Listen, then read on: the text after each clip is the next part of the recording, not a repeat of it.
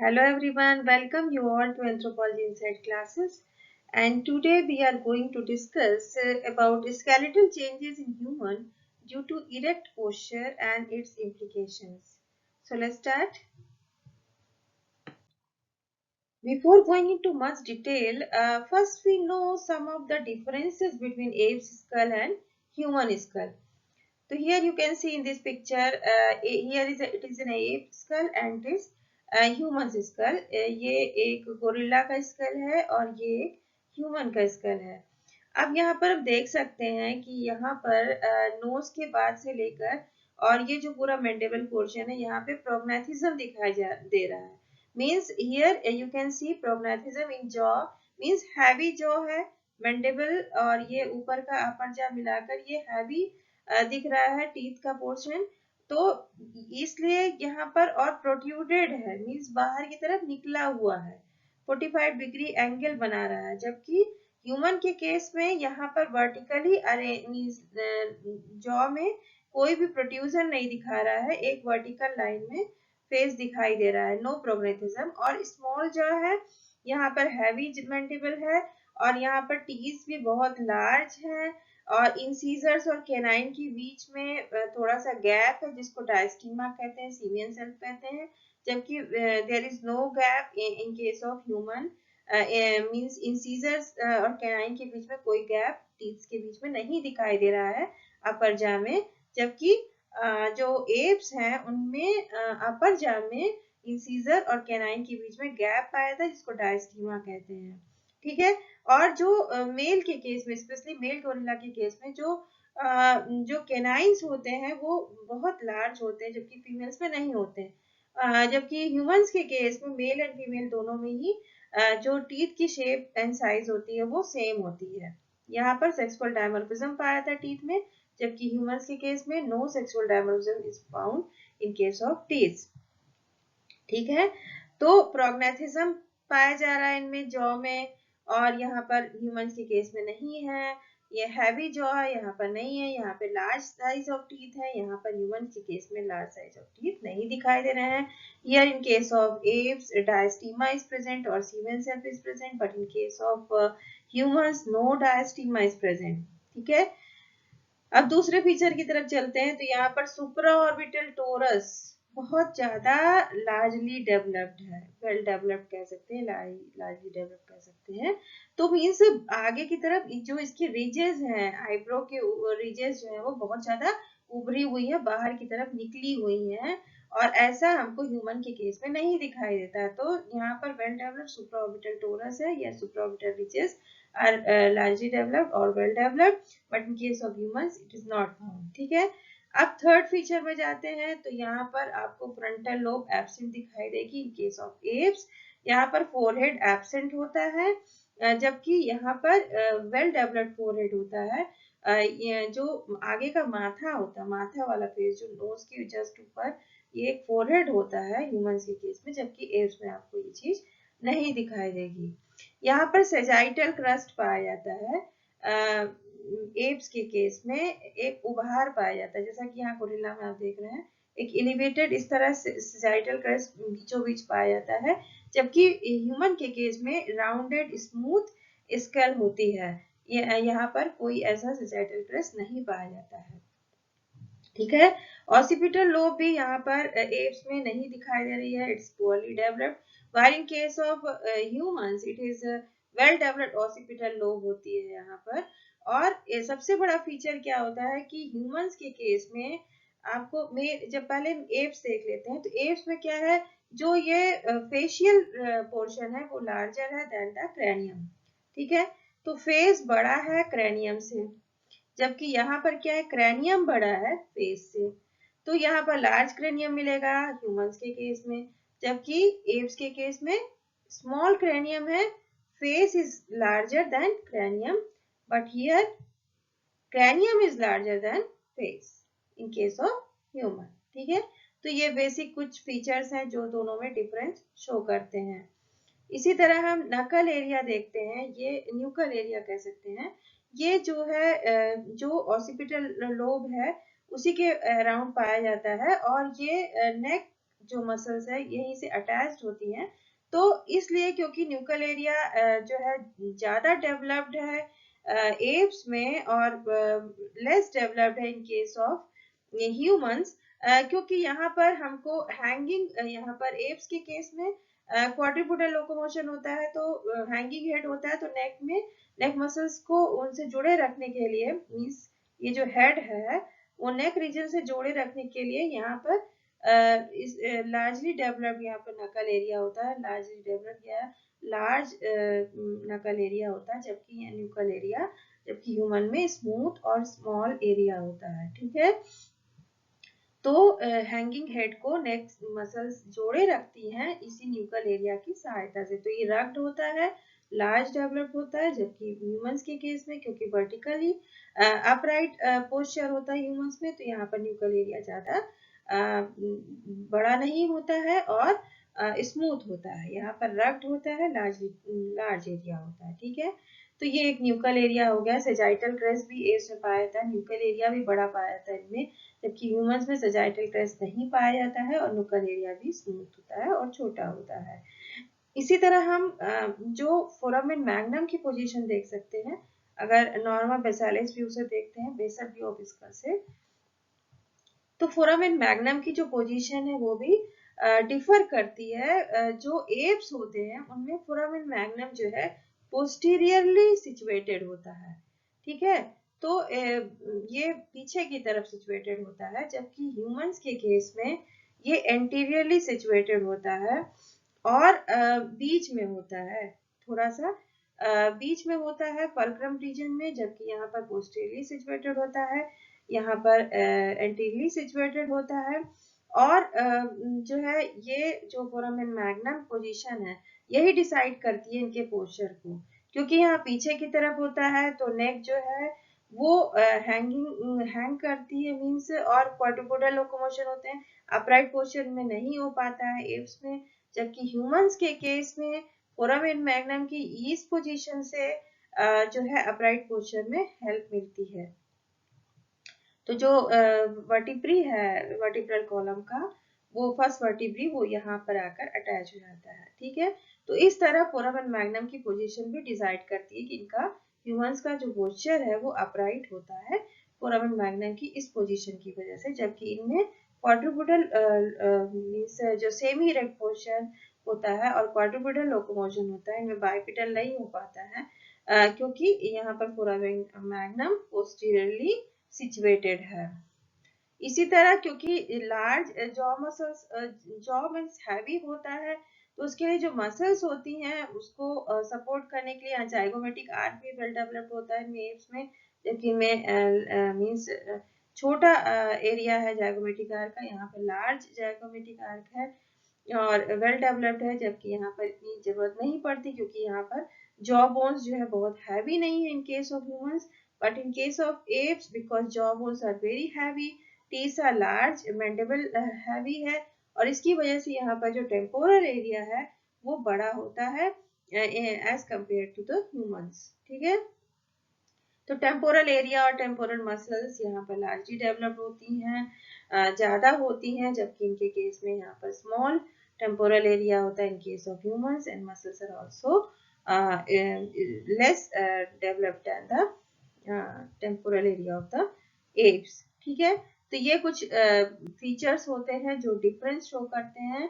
और जैसा कि अभी हमने बताया कि यहाँ पर सेजाइटल क्रेस्ट होता है और सुप्राऑर्बिटल टोरस वेल डेवलप्ड होता है, न्यूकल एरिया भी पाया जाता है यहाँ पर, जबकि ह्यूमंस के केस में न्यूकल एरिया बहुत छोटा होता है, स्मूथ होता है और सेजाइटल क्रेस्ट नहीं पाया जाता। यहाँ पर लार्ज क्रेनियम है, फेशियल पोर्शन कम है ह्यूमंस के केस में, जबकि इसमें फेशियल पोर्शन ज्यादा है और जो क्रेनियम है वो छोटा है एप्स के केस में। ठीक है, और सेम ऐसा कुछ यहाँ पर भी शो कर रहा है। तो ये सारे फीचर्स हमने देख लिए। इसी तरह अपर डेंटल आर्केड ऑफ मेल मतलब गोरिल्ला और एप्स के मतलब ह्यूमंस के केस में देखें तो जो अपर डेंटल आर्केड है ये गोरिल्ला के केस में या एप्स के केस में वो यू शेप्ड होता है, यू शेप्ड होता है, जबकि ह्यूमन में ये वी शेप्ड होता है। और यहाँ पर इंसिजर्स और कैनाइन के बीच में गैप पाया था जिसको डायस्टीमा या सीमेंस कहते हैं, जबकि in case of human there is no gap. in between the incisors and canine. Okay, then look at this picture here. You can see ये foramen magnum का जो हमने पोजीशन अभी डिस्कस किया वो यहाँ पर शो कर रहा है। इनकी foramen magnum यहाँ पर जो है एंटीरियरली मतलब सिचुएटेड है, यहाँ पर पोस्टीरियर सिचुएटेड है, टुवर्ड्स बैकवर्ड है, यहाँ पर बीच में है और इसकी वजह से इसका अपराइट लोकोमोशन होता है। पोस्चर जो है ये वर्टिकल है, जबकि यहाँ पर ये झुका हुआ है आगे की तरफ हेड, और यहाँ पर ये बैलेंस्ड है। हेड जो है इसको बैलेंस देता है ये मतलब ये जो इस तरह अटैचमेंट होता है फोरामेन मैग्नम का, और जबकि यहाँ पर हेड जो है वो वर्टिकल मूवमेंट नहीं कर सकता। ठीक है, तो यहाँ पर वर्टिकल अपराइट पोस्चर नहीं होता, जबकि यहाँ पर होता है फोरामेन मैग्नम की इस पोजीशन की वजह से। दूसरा, एक कर्वेचर में भी अंतर होता है वर्टिब्रल कॉलम के, यहाँ पर एस शेप्ड कर्व पाया जाता है, जबकि यहाँ पर सी शेप्ड कर्व पाया जाता है। ठीक है, तो एक ऊपर की तरफ एक हल्का सा कर्व होता है जो कि सर्वाइकल रीजन नेक रीजन में, और थोड़ा सा एक सैक्रल रीजन में एक छोटा सा कर्व पाया जाता है, तो एक सी शेप्ड रीजन कर्व बन जाता है देखने में। तो एप्स स्केलेटन में हमको सी शेप्ड दिखाई देता है वर्टिब्रल कॉलम, जबकि यहाँ पर वर्टिब्रल कॉलम में हमको एस शेप्ड कर्व दिखाई देता है। मींस ये जो सर्वाइकल रीजन है, फिर थोरैसिक, फिर लंबर एंड देन सैक्रल, तो ये चार कर्व हमको दिखाई देते हैं, एक सर्वाइकल पर, एक थोरैसिक पर, एक लंबर पर और एक सैक्रल रीजन पर। जबकि यहाँ पर एक सर्वाइकल और नीचे एक सैक्रल पर, तो इस तरह एक सी शेप्ड स्ट्रक्चर दिखाई देता है, सी शेप्ड कर्व दिखाई देता है। ठीक है, तो एक ये डिफरेंस भी होता है इनके वर्टिब्रल कॉलम के जो कर्व्स होते हैं वो एक सी शेप्ड होता है एप्स के केस में, एस शेप्ड होता है ह्यूमंस के केस में। और ये जो एस शेप्ड कर्व है ह्यूमंस के केस में, इसमें ये भी मदद करता है इसको अपराइट लोकोमोशन में। ठीक है, तीसरा जो अपराइट लोकोमोशन में मदद करता है वो होता है इनका पेल्विस रीजन। तो पेल्विस रीजन में देख सकते हैं कि जो ह्यूमन है, पहले हम एप्स को देखते हैं। एप्स में क्या है, long, tall and narrow, narrow जो है पेल्विस है, तो मतलब लॉन्ग एंड नैरो पेल्विस है। ठीक है, जबकि ह्यूमंस के केस में short and broad pelvis region है। तो pelvis region short and broad है, and in case of apes it is long and narrow. यहाँ पर सैक्रल रीजन जो है इलियक बोन से फ्यूज्ड हो गया इन case of humans, but here it is not fused. और इसी तरह जो पूरा जो लोड है, मींस जो अपर हेड, नेक एंड ट्रंक का पूरे बॉडी का, वो यहाँ पर जो पेल्विस रीजन है उस पर, जो पेल्विस रीजन पूरा क्योंकि बियर करना पड़ता है तो इसलिए शॉर्ट एंड ब्रॉड है, तो इसको बियर कर पाती है ये इसके वेट को।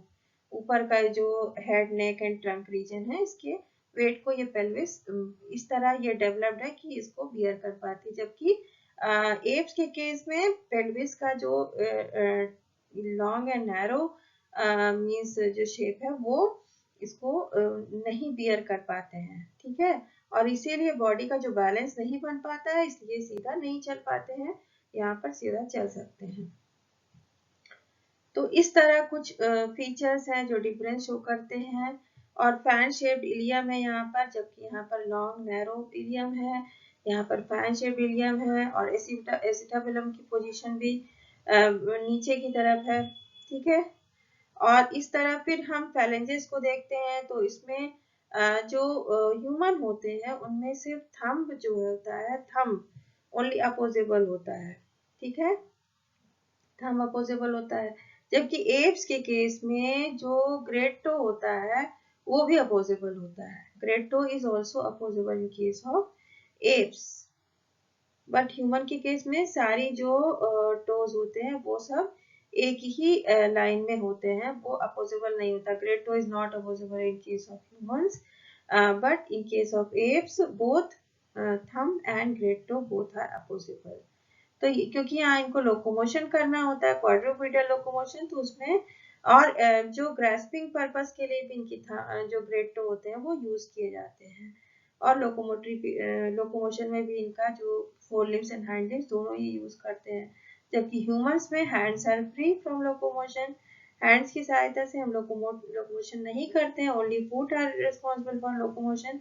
तो यहाँ पर जो सारे टोस होते हैं वो एक ही लाइन में होते हैं, ठीक है। अपोजिबल टो नहीं पाया जाता है इन केस ऑफ ह्यूमंस। तो इस तरह हम कुछ डिफरेंसेस देख सकते हैं जो ह्यूमन का जो स्केलेटन है एंड एप्स स्केलेटन में। Comparative anatomy of apps and human, जैसा कि अभी तक हम लोगों ने डिस्कस किया कि स्मॉल ब्रेन केस और लार्ज फेस होता है, जबकि ये इन case of human large brain case या लार्ज क्रेनियम होता है और स्मॉलर फेस होता है। तो इनकी क्रेनियल कैपेसिटी भी ज्यादा होती है ह्यूमन की, क्योंकि साइज ऑफ क्रेनियम ज्यादा है, क्रेनियल कैपेसिटी ज्यादा है 1400 सीसी, यहाँ पर साइज ऑफ क्रेनियम छोटा है तो यहाँ पर क्रेनियल कैपेसिटी भी कम है, 400 सीसी है। इसी तरह से सैजिटल क्रेस्ट में वेल डेवलप्ड, जैसा कि हमने बताया कि जो हेड रीजन है मींस क्रैनियम, उसमें ऊपर एक एलिवेटेड इस तरह सैजिटल क्रेस्ट पाया जा रहा था गोरिल्ला केस में, जबकि यहाँ पर नहीं है। इनमें वर्टिकल फोरहेड एब्सेंट है एप्स के केस में, जबकि यहाँ वेल डेवलप्ड फोरहेड है। ब्रो रिजेस बहुत ज्यादा है, supraorbital very well developed, then in case of humans no supraorbital ridges. यहाँ पर ह्यूज मैंडिबल मैक्सिलर टीथ सब लार्जर है, लार्ज कैनाइन है, जबकि यहाँ पर ह्यूमंस के केस में प्रोपोर्शनेटली स्मॉलर टीथ है। इसी तरह डेंटल आर्किड हमने बताया कि अपर जो है वो यू शेप्ड है अपर जॉ का, जबकि यहाँ पर वी शेप्ड है डेंटल आर्चेस। इधर चीन एब्सेंट है एप्स में, इनमें प्रेजेंट है। प्रोग्नाथिस जा है मींस आगे की तरफ निकला हुआ दिखाई देता है, मींस जॉ आगे की तरफ निकली हुई है, सारे टीथ बड़े बड़े हैं और जॉ आगे की तरफ निकली हुई है, जबकि ह्यूमंस में प्रोग्नाथिक जा नहीं पाई जाती है। फोरामेन स्कल मैग्नम की जो पोजीशन है वो towards the back of skull है, जबकि ह्यूमंस के केस में एट द फल्क्रम पॉइंट ये बैलेंस पॉइंट होता है। न्यूकल एरिया भी यहाँ पर वेरी लार्ज है, रग्ड है इन केस ऑफ एप्स, जबकि न्यूकल एरिया यहाँ पर स्मॉल स्मूथ है। टेम्पोरल मसल्स बहुत ज्यादा बड़ी हैं, जबकि यहाँ पर ह्यूमंस के केस में स्मॉलर है। जाइगोमेटिक आर्क भी वेल डेवलप्ड एंड लार्जर होता है, जबकि ह्यूमन के केस में स्मॉलर होता है। एप्स के केस में हाँ जाइगोटिक। फिर ऑसिपिटल लोब भी हमने जैसा अभी डिस्कस किया था कि ऑसिपिटल लोब यहाँ पर नॉट डेवलप्ड होती है, जबकि ह्यूमंस के केस में वेल डेवलप्ड ऑसिपिटल रीजन होता है, जो कि एक राउंड शेप देता है पूरा, मींस फ्रंटल पेराइटल होते हुए जब ऑसिपिटल की तरफ आते हैं तो एक राउंड बन जाता है ये ह्यूमन हेड, ठीक है। तो इस तरह हमको दिखाई देता है कुछ फोरहेड, फिर पेराइटल रीजन एंड देन ये ऑसिपिटल रीजन आता है, तो एक राउंडेड हेड दिखाई देता है, स्मूथ राउंडेड हेड। फिर इसी तरह हेड लॉन्गर, हैंड्स जो है वो लॉन्गर देन लेग्स होते हैं इन केस ऑफ एप्स, जबकि ह्यूमंस के केस में legs are longer than hands और hands are free from any locomotion. Legs ही जो है मेन लोकोमोटरी ऑर्गन होता है ह्यूमंस के केस में, और फैलेंजेस यहाँ पर कर्व्ड होती हैं, तो इनकी जो हाथ और पैर की जो उंगलियां होती हैं वो कर्व्ड होती हैं, और नकल वॉकिंग भी इसी वजह से करते हैं ये इसकी सहायता से। और थंब और बिग टो अपोजिबल दोनों होता है, जबकि यहाँ पर big toe not opposable in case of humans and phalanges are straight. तो दीज आर सम डिफरेंसेस जो है ह्यूमन एंड एप्स के स्केलेटन में कुछ डिफरेंसेस हैं। Skeletal changes due to erect posture and bipedism, कुछ हमने फीचर्स अभी डिस्कस किए कि क्या क्या मींस जब इरेक्ट पोस्चर या बाइपेडल लोकोमोशन होता है ह्यूमंस में, तो एप से ह्यूमन की तरफ जो इवोल्यूशन होता है उसमें क्या क्या ऐसे बदलाव आते हैं जिसकी वजह से ह्यूमन में अपराइट लोकोमोशन या इरेक्ट पोस्चर दिखाई देता है और जिसकी वजह से वो बाइपेडल लोकोमोशन करते हैं। तो जैसा कि अभी हम लोग ने डिस्कस किया कि फोरामेन मैग्नम की जो पोजीशन होती है वो बैकवर्ड नहीं होती, जैसा कि towards the back of the skull नहीं होती, एप्स के केस में बैक ऑफ द स्कल होती है, जबकि यहाँ पर बीच में होती है, कहीं एंटीरियरली सिचुएटेड होता है और फल्क्रम रीजन पर होता है, जिससे कि जो एक बैलेंस मिलता है नेक से वो अटैच्ड होता है और पूरी बॉडी को बैलेंस करता है। तो इस तरह, और इसमें एस शेप कर्व होता है, जबकि यहाँ पर एक सी शेप कर्व होता है। फिर और यहाँ पर क्रैनियम लार्ज है, यहाँ पर फेस स्मॉल है, यहाँ पर क्रैनियम स्मॉल है, फेस लार्ज है। तो skull is not well balanced in apes because foramen magnum is situated posteriorly, while in case of human, skull is well balanced on atlas vertebrae or vertebral column because foramen magnum is situated anteriorly at the base of the skull. जैसा कि आपको यहाँ पर picture दिखाई दे रहा है picture में। इस तरह न्यूकल एरिया को हम लोगों ने डिस्कस किया था कि न्यूकल एरिया जहाँ पर जो स्ट्रॉन्ग मस्कुलर अटैचमेंट नीडेड होता है नेक रीजन को जोड़ने के लिए, क्योंकि यहाँ पर हैंगिंग हेड है तो इसके लिए ज्यादा जरूरत पड़ती है इसके केस में, जबकि ह्यूमंस के केस में वर्टिकली सिचुएटेड हेड है तो यहाँ पर हमको न्यूकल एरिया स्मूथ होता है, जबकि एप्स के केस में रग्ड होता है और लार्जली डेवलप होता है।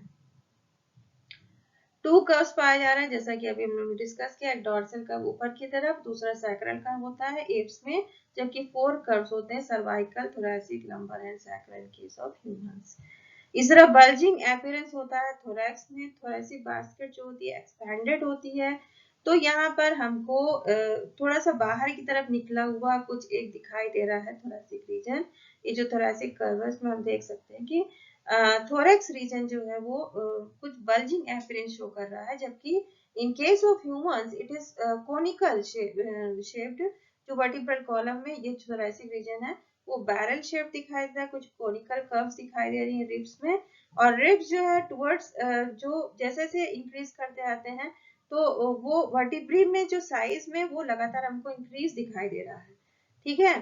और यहाँ पर बल्जिंग अपीयरेंस इतना नहीं शो करते हैं, कोनिकल अपीयरेंस शो कर रहा है, और बैरल शेप थोरैसिक है, ribs are more curved, conical spinal column है with increase in size of the vertebrae that can bear the load of head much efficiently। तो हेड का जो लोड है वो बियर कर सकती है। यहाँ पर हेड तो हैंगिंग है और नीचे की तरफ ये झुकी हुई बॉडी है, तो इस तरह ये थोरैसिक रीजन भी हमको बल्जिंग अपीयरेंस शो कर रहा है। It is downwardly directed and lack the conical spinal column. Conical spinal column यहाँ पर लैक है, ठीक है। तो यहाँ पर हमने देखा skull is not well balanced because foramen magnum is situated posteriorly, here it is foramen magnum is situated anteriorly, here it is bulging thorax, but here is this conical barrel shaped thorax and ribs are more curved and conical spinal column is shown. In case of apes, both hands and legs are used in locomotion, but in case of humans, hands are free from locomotion.